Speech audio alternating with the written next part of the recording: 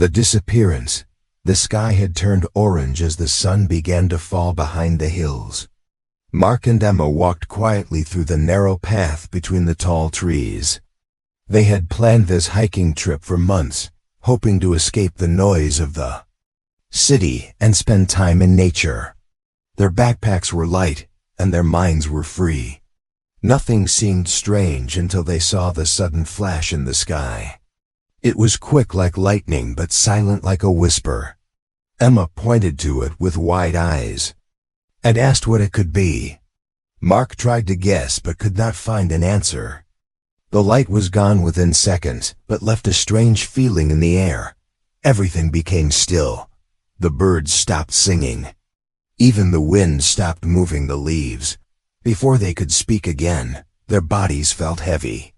Their legs refused to move. A low humming sound entered their ears, and a warm light surrounded them. Emma tried to scream, but no voice came out. Mark reached for her hand, but it was too late. The light swallowed them whole. When they opened their eyes, the sky was no longer orange. There was no sky at all. Only a wide round room made of smooth silver walls. The ground felt soft but strange, like standing on something alive. There were no doors, no windows. Just strange shapes floating in the air that looked like tools or machines. Mark stood up slowly and looked around. Emma sat holding her head, her eyes full of confusion. Before either of them could move again, the wall in front of them melted like water, and something stepped through. They were tall and thin, not like anything from Earth. Their skin was pale like ice. Their eyes were deep black and had no white in them. They had no mouths, but somehow a voice filled the room. It was clear and flat. It said they were called the Velari. It said they came from a world that was dying. Their people were losing the ability to have children. Their bodies were breaking down generation after generation. They searched many galaxies and found only one species with strong and healthy genetics. Humans. That was why Mark and Emma had been taken, not to be studied, not to be killed, but to be used. The voice said they were chosen to become part of a program to save the Velari race. The word sounded clean and technical, but the meaning was dark. Emma looked at Mark, her face turning pale. Mark took a step forward and demanded to be returned. The voice continued without emotion. It said there was no return. Earth would believe they died in an accident.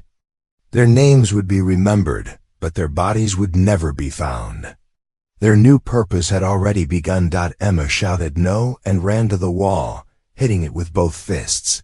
It did not break. It did not even shake. Mark tried to find a weakness in the room but found none.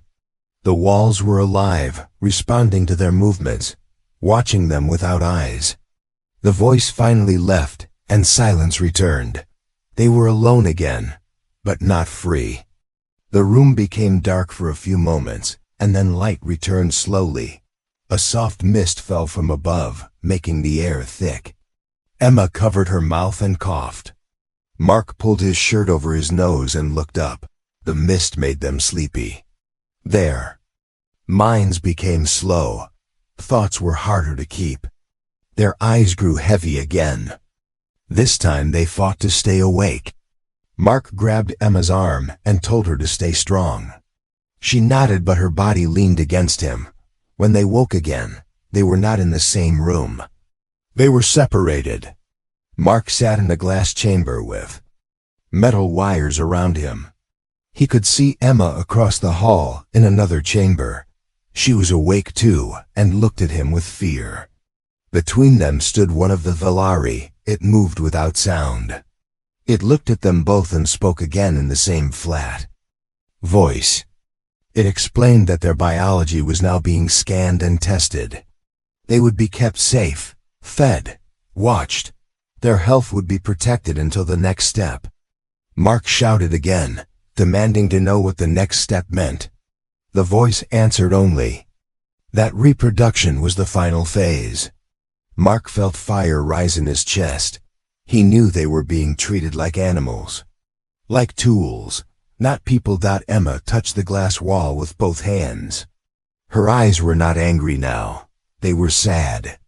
Deeply sad. Mark nodded to her through the glass and raised one finger. A silent message that said not yet but soon. They had to think. They had to learn. They had to stay alive. The Valari turned and left. The chambers became quiet. Machines hummed in the background. Light changed color slowly as if day and night had no real meaning on the ship. Mark sat down and closed his eyes, not to rest but to remember everything. Every wire, every sound, every movement. Emma did the same. Her hands traced the glass, testing its strength, testing its shape. She looked at the floor, the ceiling, the corners. Every detail could matter later. Their hearts beat fast, not with fear, but with a growing fire. The Valari thought they were just two humans, simple, weak, alone. But the Valari had made one mistake. They took the wrong species. And they would learn that lesson very soon. The silence of space around the ship held its breath. Something was beginning, not what the aliens had planned, but something far more human, far more dangerous. Resistance. And observation inside the glass chamber. Mark sat still, but his mind never rested. His eyes followed every movement of the machines. He studied the flashing lights, the sound of air flowing through the vents, and the slight change in temperature when the chamber lights dimmed. He knew he had to stay calm. Panic would bring nothing. Fear would only help the enemy. Somewhere across the room, Emma was doing the same. She had found a metal screw hidden in the corner of her chamber floor. She kept it in her hand, small and sharp, waiting for the right moment. Each day passed in quiet routine. Food came in through soft tubes. Water appeared in smooth bowls from the wall. The Valari did not speak often, but their cold black eyes always watched. The chambers changed temperature in patterns. The air grew warm, then cold, then warm again. The light above their heads followed no time they knew. There were no clocks, no windows, no way to tell night from day. Mark kept track of time by counting his heartbeats. Emma kept track by using tiny marks on the floor with the screw she had. Hidden, they both knew something was coming. The Valari were preparing for the next step. That step would not be simple observation. It would be action. And it would not be kind. On the fifth cycle of light, the Valari entered the room with a new machine. It stood tall and thin like a tower. Wires moved across its surface like living snakes. The voice returned, explaining in its dry tone that the machine would begin health checks and physical readiness. Mark knew the real meaning behind those words. The aliens wanted to begin the process of control. He looked at Emma. She was already moving her fingers in quiet signals they had made together. Left two fingers meant delay. Right hand open meant watch for mistakes. They had been building this silent language with simple moves and eye contact. The Valari placed the tower between the chambers and began to scan both humans from outside. Blue light moved up and down their bodies. Mark pretended not to care. He acted tired and slow. Emma did the same. They wanted the Valari to think they were weak and helpless. They wanted to be seen as safe. That was their first tool. Make the enemy lower their guard. Hours later, the tower left. The Valari returned to their upper deck, which Mark believed was a command center. Emma sat alone, still holding the screw in her hand. She noticed a new detail. When the food tube opened, a tiny spark appeared near the wall. It was small but clear, a power line. That could be useful later. She pressed her fingers against the floor near it. The metal felt warmer there. Heat meant energy. Energy meant control. She smiled without showing it.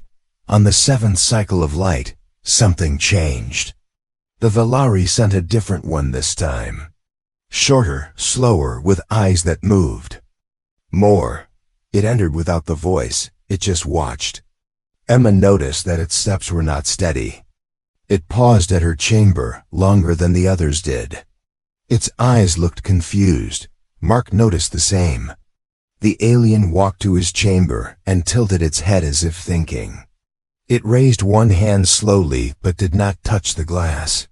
Then it turned and left. That alien returned again the next day. This time it came alone.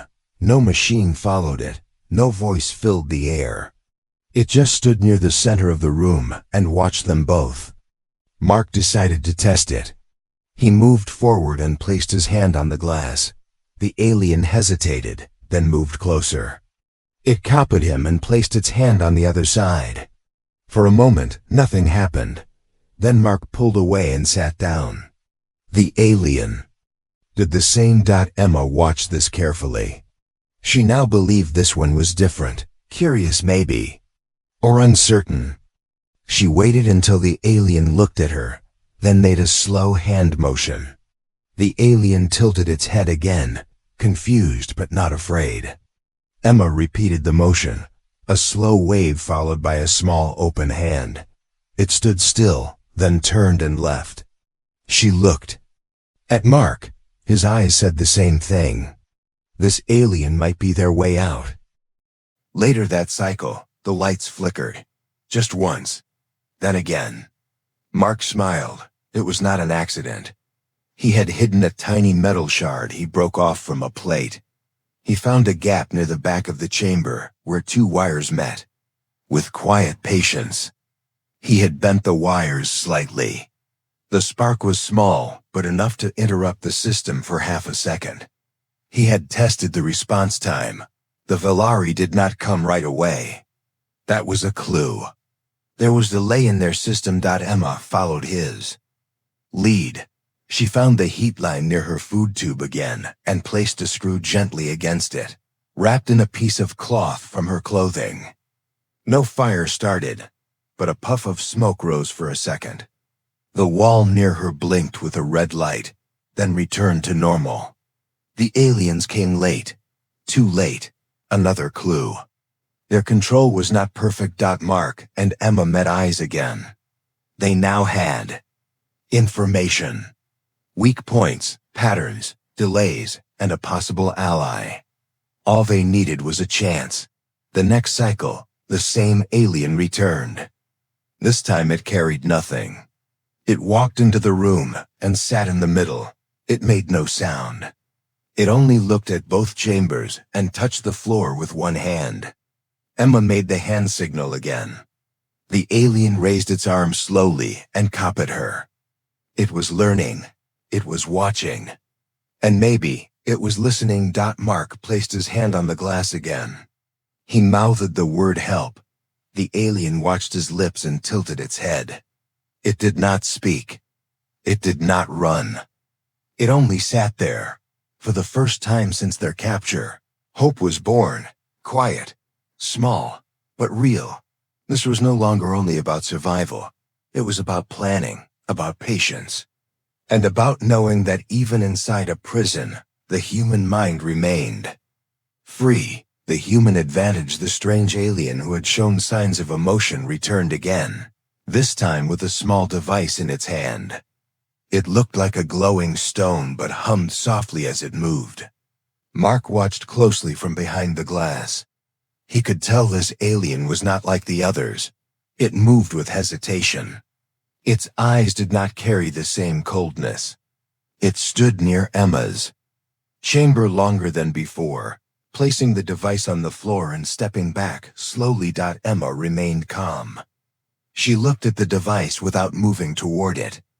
A faint light began to float above the stone, shaping itself into symbols and colors. Then slowly, the symbols turned into simple images. A world turning black, alien cities crumbling, children born without life, a mother holding nothing in her arms. The story told itself through pictures, silent but powerful. Emma understood what it meant. The species was not only dying, it was grieving. The device then showed Earth, blue and bright, healthy, strong. Then the images showed human DNA blending with alien forms, new beings, new hope. The alien believed that joining with humans would save them. Emma looked at the alien and pointed at herself. Then she pointed at the wall. She shook her head. The alien watched but said nothing. Emma repeated the movement, then slowly raised her hands in front of her, like she was holding something. A question formed in the air without words. Is there another way? The alien stayed still for a long time before it finally pressed a part of the device. The images changed. Now it showed humans locked in cages, Mark and Emma among them. Tubes connected, eyes closed, machines running tests. Then it showed graves, many graves. Previous humans, all failed. Only Mark and Emma had survived the full testing. This truth hit hard. They were not chosen first. They were the last chance. Mark had been watching all this. From his side, he knew now what they were facing. There was no mercy in this plan, just quiet desperation. But there was also something else. The alien had shown them everything. That meant it wanted them to understand. Maybe even wanted their help. Not just their bodies. That night, the lights in the chambers dimmed earlier than usual. Mark waited until the sounds of movement above stopped. He moved to the corner where he had found the wire. Slowly, carefully, he opened the tiny panel again. He pulled the same broken metal piece from his waistband and pushed it inside, bending the wire. Just enough to create a delay in the power. The light in his chamber blinked twice. That was the signal. Emma saw it and moved to her heat point. She used the cloth-wrapped screw again and tapped it against the energy source. Smoke rose gently. A red warning flashed across her wall. 2 small flickers, then silence. They had tested this pattern before. When 2 flickers appeared, the system believed it was a false alarm and did not alert security. It had worked again. Now came the second step. Emma removed a flat piece of food packaging she had saved and folded it into a sharp edge. Not strong, but enough to press into soft cables. She reached under her bed panel, feeling for the tube that delivered water. When the next cycle came, she would cut just enough to cause a slow leak. Not enough to make a mess. Just enough to corrode the inside circuit. Mark had already made his own tool from the food tray. He had broken off a narrow edge and sharpened it by rubbing it against the chamber floor for 3 days. It now looked like a smooth tooth. He kept it hidden inside his clothing lining. When the guards came next time, he would test how close they allowed themselves to come. If even one turned away, he would take action. The quiet alien returned again the next cycle. This time it looked tired. Its steps were slower. It carried no device. It walked to Mark's chamber and stood still. Mark moved to the glass and held. Up his fingers, 5 up, 2 down. The silent code meant system delay found, weakness confirmed. The alien did not react. But it did not leave either. Then it stepped back and pressed a small panel on the wall. To Mark's surprise, the glass in front of him opened halfway. A thin space. Not enough to escape, but enough for air to pass through. Enough for sound to travel. For the first time, Mark spoke directly. His voice came out dry. Why us? The alien's eyes blinked slowly. Then it tapped its chest and held up 1 finger. It then tapped Mark's side of the chamber and held up 2 fingers. It then placed its hand over its own heart. Mark did not understand fully, but he felt the message. One of them, 2 of us. One hope. Emma saw the moment and pressed her face to the glass. The alien looked her way. Then it raised 1 hand and tapped the wall. A soft noise played in the room, a vibration of energy. The alien pressed something on the wall. and Emma's chamber glass slid open slightly as well. She stepped forward. "What do you want from us?" Her voice cracked as she spoke. The alien looked at her, then at Mark. It knelt on the ground, touched the floor, and drew a small shape using a glowing line from its fingertip. It was a circle with 2 dots inside. Then it added smaller shapes around it. Life, growing, connected. It was asking not for control, but for choice, for agreement, for unity. A joining that must be accepted, not forced. Emma stepped back.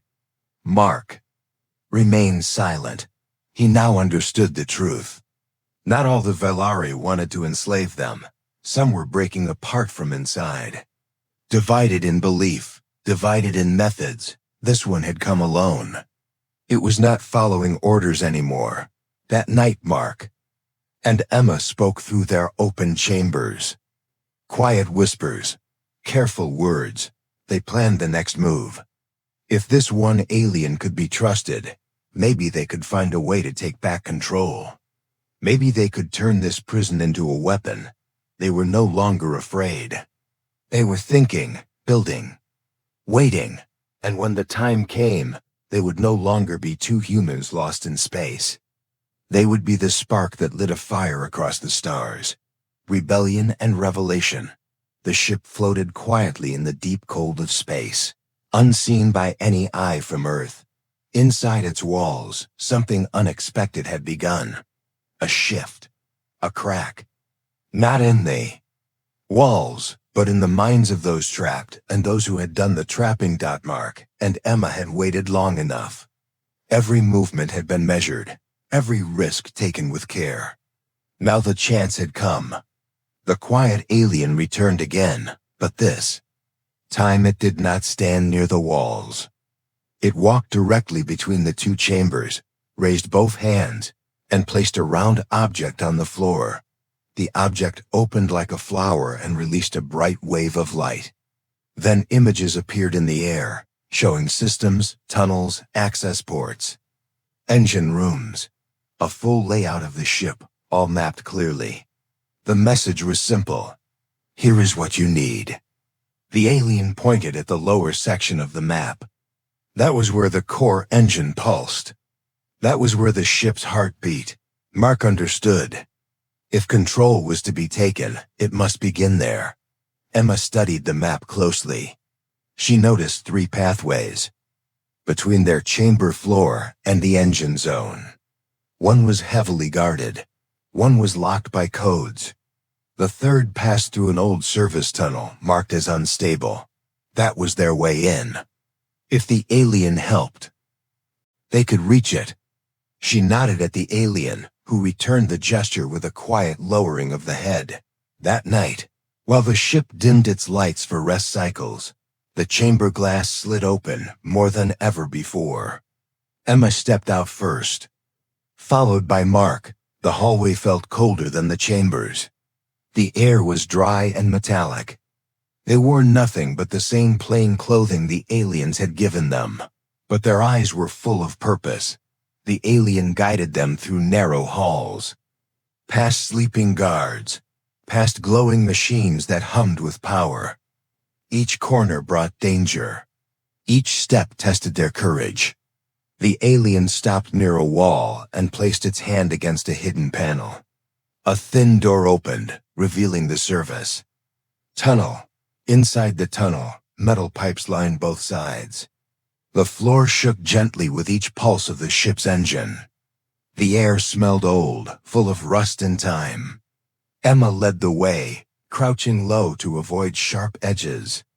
Mark followed, holding the map device in one hand, guiding them through twists and dark corners. Halfway through they stopped. A sudden vibration shook the tunnel harder. Lights turned red. The ship had detected movement. The alien beside them froze. It touched its arm and sent a wave of sound through the metal, a signal to delay the alert. But the system had already begun to respond. They had to move faster. At the end of the tunnel, they reached a locked hatch. Mark remembered the image from before. There had been a small control slot on the side. He found it and placed the map device into the slot. The hatch opened slowly. Behind it lay the control center of the lower engine deck.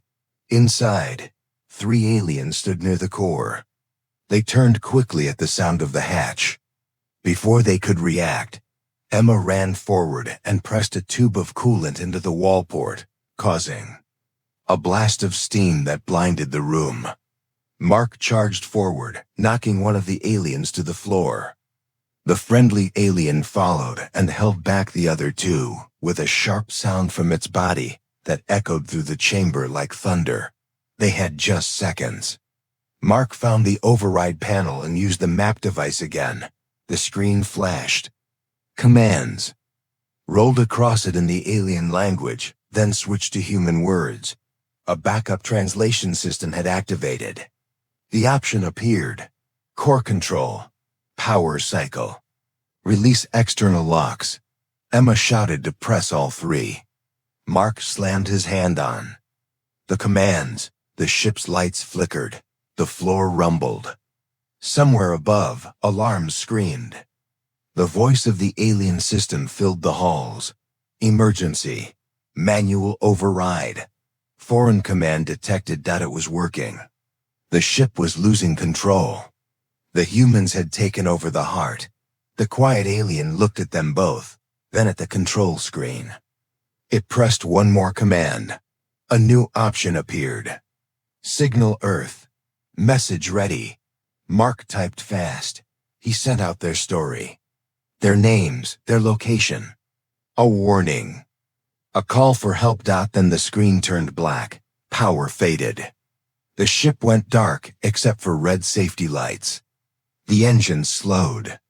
In space, the ship began to drift.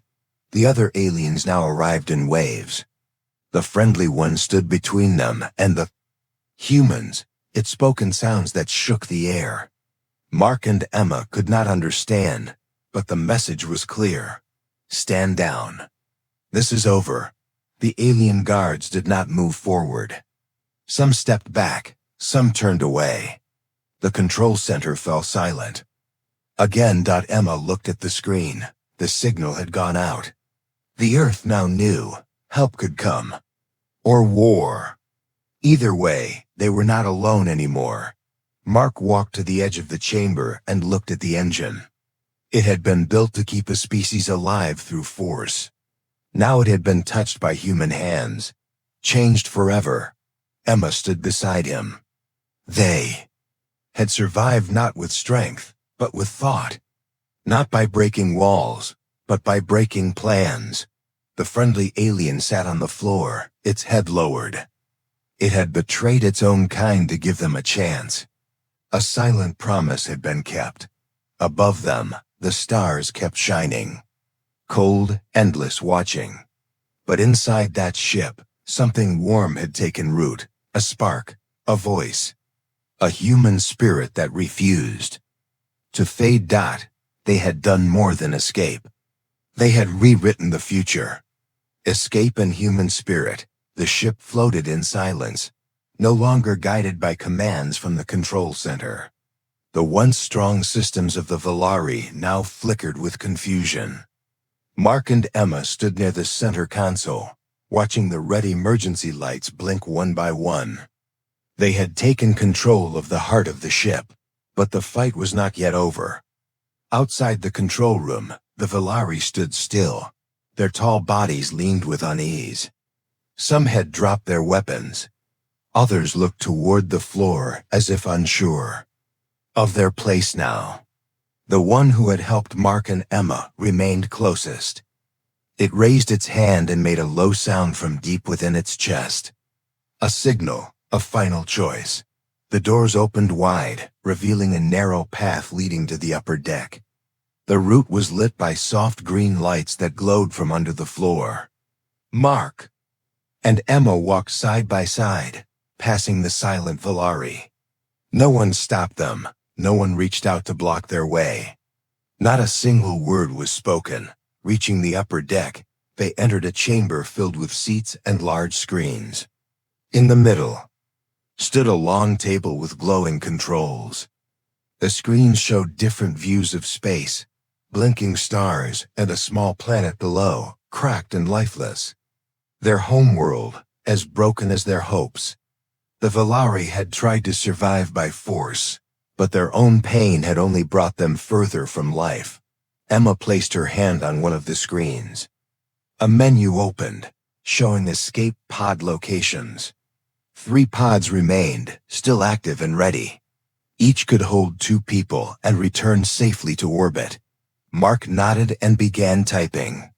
He set the pod to detach from the rear hatch, away from the control systems. The Valari would not stop them now. Their mission had already failed. The friendly alien joined them once more. It walked slowly into the room, its steps heavier than before. Mark turned to it. No anger remained in his face. Only understanding. Emma stepped forward and spoke in a calm voice. "Come with us. You helped us. There is space. You can live." The alien lowered its head. Then it raised one hand to the screens, showing its homeworld again. It placed its fingers over the cracked land. "This is my place. My story ends here. Your story must go on." It did not speak human words, but the message came through clearly. Some ties cannot be broken, even when hope is lost. Mark reached forward and touched the alien's arm. "Thank you," he said with a voice full of respect. "You did more than save us. You showed us what was broken. You gave us a way forward." The alien made a low sound, softer than any before. A goodbye, a blessing. Then it turned and walked back toward the lower deck, vanishing into the shadows without looking back. Emma guided Mark toward the pod bay. Inside, the pod was small but bright. 2 seats, control panels, and a soft blue glow from the windows. Mark strapped in and activated the launch sequence. A voice, calm and clear, filled the chamber. "Escape sequence confirmed. Detaching in 30 seconds. Stabilizers ready. Navigation locked." As the countdown began, Emma stared out through the small window. She saw the stars around them, far and wide, full of silence. Somewhere beyond those lights, Earth waited. Their world. Their people. Their future. The pod detached with a quiet hum. The ship behind them grew smaller. The stars stretched longer. The silence of space wrapped around them like a blanket, but it no longer felt cold. Hours passed in stillness. The pod followed its programmed course toward Earth's orbit. Emma used the communication panel to send another message. This time it included coordinates, full details of the ship, its technology, and a record of what had happened. Mark helped her add their final thoughts, a warning, a call to protect Earth from future threats, and a reminder that humanity was not weak, not simple, not easy to break. The pod neared orbit. Earth's curve appeared in the window, blue and white and alive. The beauty of it filled their eyes with emotion. Emma whispered something that brought a smile to Mark's face. "We're home. Truly home." Ground control responded with shock and relief. Rescue ships were launched. Teams prepared. When the pod landed safely, emergency doors opened. Hands reached in, voices shouted. Cameras clicked. But all Mark and Emma wanted was to feel the ground again. Real ground. Earth beneath their feet. The world listened to their story. Governments met. Scientists studied the alien records. People across the planet looked up at the stars with new eyes. Some with fear. Some with wonder. But all with respect. Mark and Emma did not return to their old lives. They became voices of preparation, of unity. They shared everything, not to cause panic, but to build awareness. They had seen what happened when a species waited too long to change. When pride turned into blindness. When survival became control. They reminded the world of something powerful. Humanity was not just flesh and bone. It was will. It was choice. It was the fire that never gave up. 1 year later, a memorial was built. Not just for the ones who had been taken before them, but also for the alien who chose to help. Its image was placed beside theirs, a symbol of change, of hope, of shared courage. Mark and Emma stood before it, hand in hand, watching the stars above. No fear remained in their hearts. Only strength. Only peace. They had escaped more than a ship. They had broken more than walls. They had shown the truth of humanity, a truth that would echo through the galaxy for all time. The end.